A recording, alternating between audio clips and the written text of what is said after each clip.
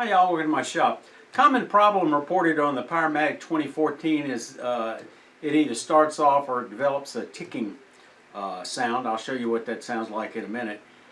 This video is to show you how I fixed it. I'm not going to throw them under the bus for this minor issue that comes up. Powermatic is certainly willing to support it under their warranty, but you got to take it to a service center to get it fixed, and that's about an hour and a half drive for me, and it would take 2 trips. So I did a little research and found this information online on how I went about fixing it, and I thought it'd be easier for me to go ahead and fix it myself than to spend 6 hours on the road. In my case, I figured out what the ticking is. It's not uncommon for a set screw to come loose on a pulley, and sometimes it's just a matter of getting an Allen wrench in there and tightening it up.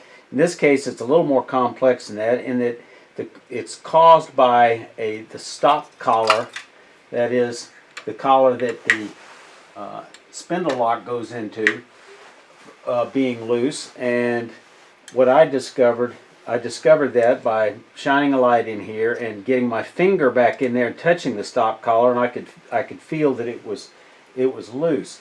As I was investigating the problem, well, let's go to the next step. So to get to this, you have 2 possibilities. You take off this assembly by unscrewing these 2 screws, and then there's a hole that your spindle lock goes into. The challenge I had was when I tried to loosen this, when it was so tight, it wound up beginning to strip that, and I could not get it loose. So that solution was not available to me. So I discovered online a couple of other users reported this other approach. Is they actually drilled a hole in line with the spindle lock. You can see where that line is. It goes right up through this screw, and then in line with the spindle, and you can line up a ruler.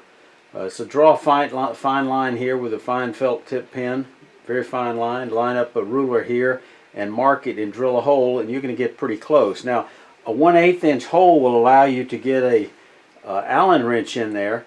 The challenge that you've got is you need a little bigger hole to actually replace the insert screw if it's missing, as mine was. And then you can shine a light in there, and through careful examination, looking through the hole, you can find that opening for that set screw, and you can find out if the set screw appears to be missing or not. It wasn't easy for me to determine whether the set screw was missing or not, but what I did discover when I dropped an Allen wrench down in the hole and I was fumbling around looking for it, my magnet wound up retrieving the set screw. So I drilled a 1/8 inch hole. I've got to go back and I'm going to re-drill it out at 7/32 of an inch in order to be able to get that set screw down in there. Now the other challenge is I did find an Allen wrench. It's a 2mm, but it was too short to actually fit down in there. So, whoops, I dropped that one down in there. So I went today and got a set of inexpensive Allen wrenches from Harbor Freight. Perhaps you've got one, but it takes a 2mm. And these were not expensive. It's only about $7. Certainly less than the gas it's going to take me to make 2 trips down to the service center. So I'm going to put a little thread lock on here, drill this hole out, put a little thread lock on here, and incidentally there is some blue on here, so it looks like it had some thread lock, but either it wasn't assembled properly, it didn't get tightened up or something, because I was able to happen to accidentally pull it out with my magnet finder, so it was still laying under there. I don't think I had that ticking when I first got this lathe. And it hasn't gotten a lot of use. So now to enlarge that hole.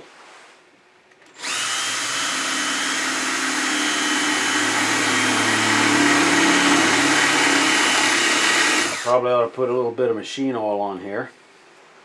Let me go do that.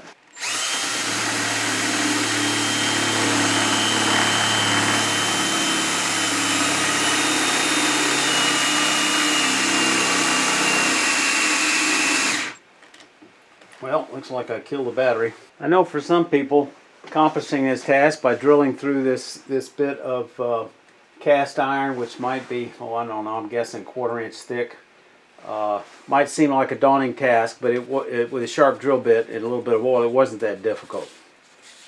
So someone wisely suggested putting just a dab of axle grease on the tip of your Allen wrench to hopefully keep this from dropping as I slip it down in there trying to find the hole. And I'm going to use a little Loctite thread locker on here before I tighten it up. So I was able to slip this right in the hole. This little sewing machine light shining in over top allowed me to look down in there and turn this so I could actually see the hole and line it up, the hole in the stop collar. So now I pull this out and I am done. Now let's see if it works. And the sound is gone. And that sound was there on any of the 3 pulleys and at different speeds. But I've resolved the problem. I hope you can resolve yours if it comes up. Again, this is not necessarily a knock on Powermatic. They installed, I think, that whole spindle assembly with all the parts before they put it in there, and it had Loctite on there. Why it came vibrated loose, I'm not sure. Again, I'm not trying to throw Powermatic under the bus, because I've had Powermatic lathes for a long time, been very happy with them. Clubs have been happy with them. I wish they hadn't tightened this down so tight that I couldn't get it loose without stripping it, or if they'd had a better quality Allen screw in here possibly to take this assembly off, and then I could have gone straight on back in there and done it without drilling this hole. But this really wasn't as daunting a task as it might seem, and now the problem is resolved. And don't be concerned about trying to plug this hole when you finish, because this rubber top will certainly cover it just fine without trying to put a plug of any kind in there. That just may cause you more trouble than it's worth. I believe most manufacturers of quality woodworking equipment want to do right by the customers. Occasionally you might get a service rep that you don't feel like is that helpful. If so, call back. Call back on another occasion. That said, I would rather have a piece of equipment like a Powermatic with a 5-year warranty than a piece of equipment with a 2-year warranty. Your comments are valuable to me, so leave your questions and comments in the comment area below. And remember, y'all stay safe. Come on back, you hear?